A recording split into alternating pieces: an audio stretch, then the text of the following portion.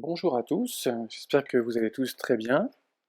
Alors nous voilà réunis pour un cours qui s'inscrit dans l'enseignement intitulé Physique 8.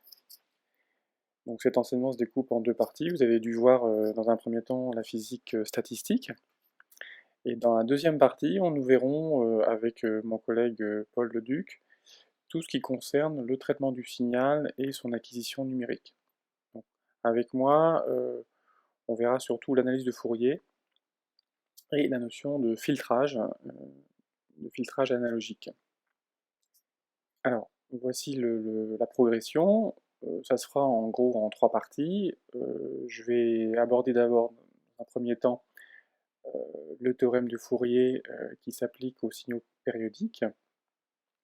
Ensuite, nous verrons comment ces notions se généralisent à des signaux non périodiques. Notamment, nous verrons la notion de transformée de Fourier et la généralisation du spectre. Et enfin, dans une troisième partie, nous verrons le filtrage analogique, notamment le filtrage électrique. Et nous verrons comment un circuit électrique peut permettre de nettoyer un signal, de récupérer une certaine partie du signal, etc. etc. Alors commençons par donner quelques généralités sur les signaux périodiques. Alors, euh, pour fixer un peu les idées, moi je vais appeler f de t un signal temporel périodique. Donc t c'est le temps, et F, ce sera par exemple une tension. Alors, la plupart des grandeurs périodiques sont souvent converties en tension, hein.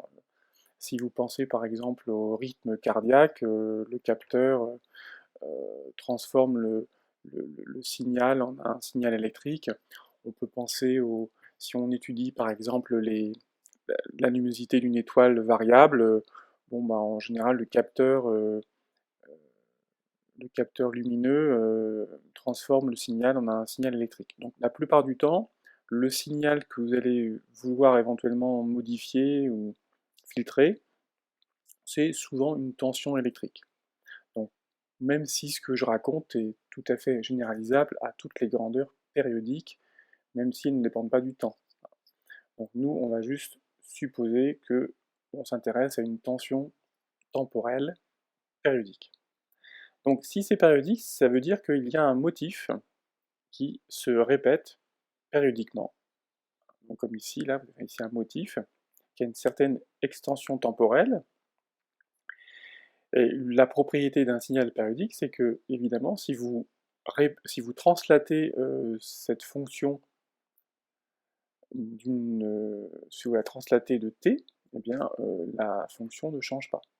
Donc, mathématiquement, ça veut dire qu'il existe une période grand T positive, donc une durée positive, telle que si vous faites f de t plus grand T, si vous translatez de moins T, eh bien vous retrouvez la même chose. Donc ça, c'est la propriété mathématique qui traduit la périodicité. Par définition, T, c'est la période qui se mesure en secondes. Alors notez que si T est la période, bien 2T est aussi une période. Mais on convient en général de choisir comme période la plus petite période, ce qu'on appelle parfois la période fondamentale.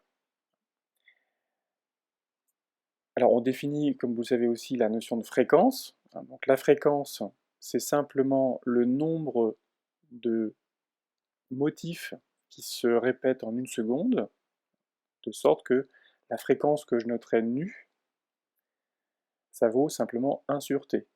Si vous avez t égale 0,1 seconde, ça veut dire que vous avez 1 sur 0,1, c'est-à-dire 10 périodes pendant une seconde.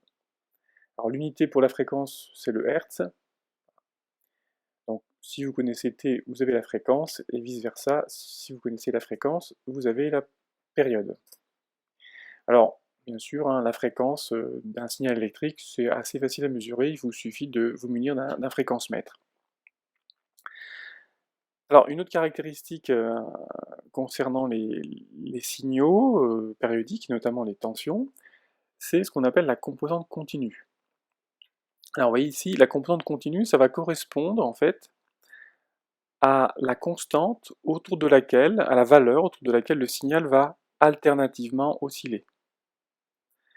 Alors, en En fait, c'est tout simplement la moyenne du signal. Donc, moi, je le noterai FCC pour composante continue, c'est la moyenne du signal temporel. Alors mathématiquement, la moyenne, elle est définie de façon suivante. C'est défini de sorte que si vous prenez l'aire de la courbe, entre la courbe et la valeur FCC, vous avez ici l'aire de la partie au-dessus de FCC qui doit être égale à l'aire qui se trouve en dessous de FCC. Ça, mathématiquement, ça se traduit comme ceci. Dans ce cas-là, on montre que la moyenne, c'est simplement, vous intégrez la fonction sur une période, donc intégrale entre 0 et t de f de t dt, et vous divisez par la durée, et ça vous donne la valeur moyenne. C'est la définition de la moyenne d'une fonction. Comment on la mesure, cette composante continue? En fait, si vous avez une tension, il suffit de prendre un voltmètre et de se mettre en mode DC, en mode continu. Le symbole d'usage pour ce mode-là, c'est celui-ci. Donc là, quand vous êtes dans ce mode-là, normalement, le voltmètre va vous renvoyer la valeur moyenne du signal. Deuxième caractéristique importante, c'est ce qu'on appelle la valeur efficace. Alors en anglais, ça se note RMS value. Alors vous verrez ce que ça veut dire tout à l'heure, RMS. Donc cette valeur efficace, là, vous voyez, je l'ai représentée ici sur mon dessin, c'est une autre valeur qui est toujours supérieure à la valeur de la composante continue.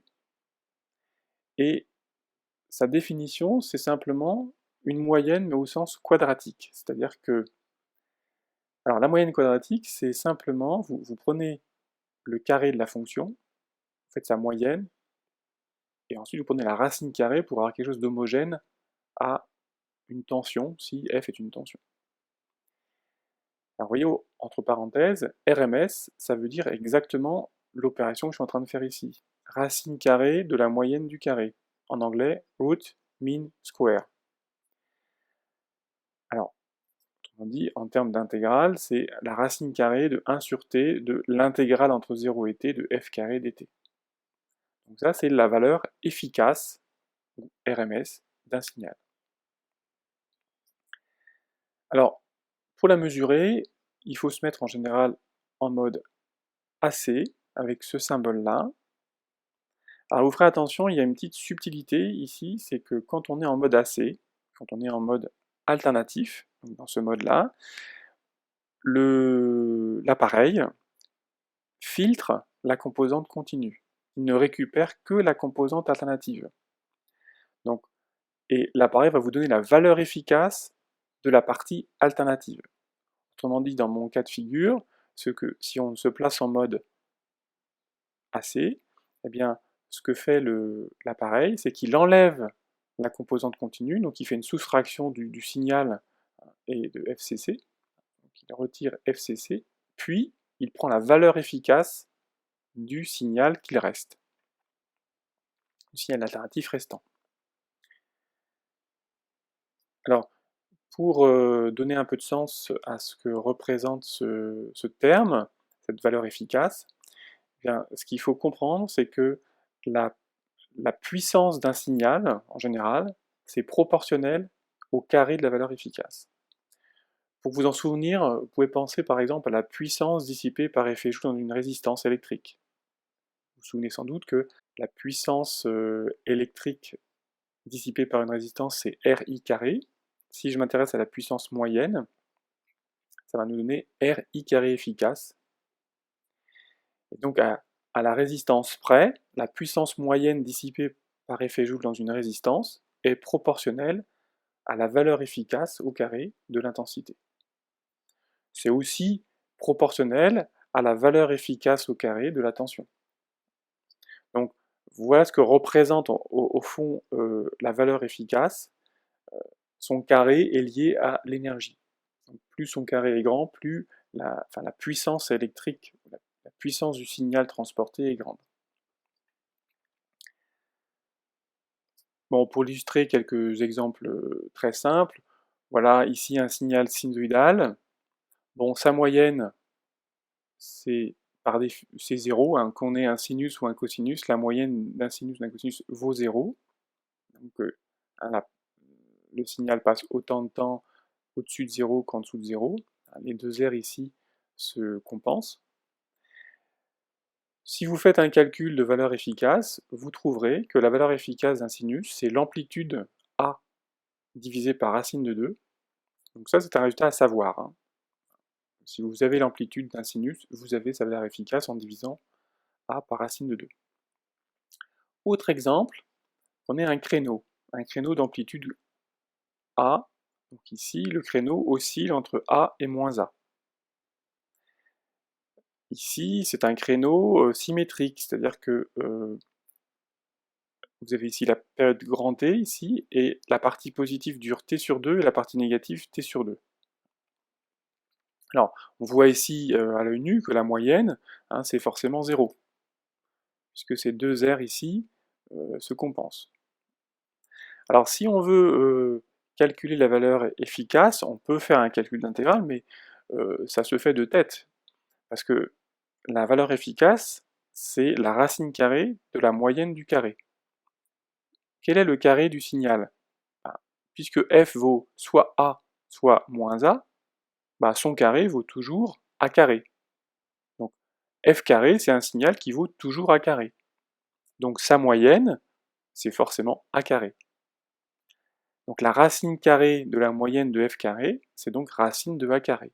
Autrement dit, la valeur efficace de ce créneau, c'est a. Donc comme vous le voyez, j'ai deux signaux de formes différentes, de même amplitude, et la valeur efficace n'est pas la même. La valeur efficace va dépendre de la forme du signal. Alors, dans une prochaine séance, nous verrons comment ces signaux périodiques se décomposent en séries de Fourier. Ce sera l'objet du théorème de Fourier. Donc nous verrons ça à la prochaine séance. À bientôt!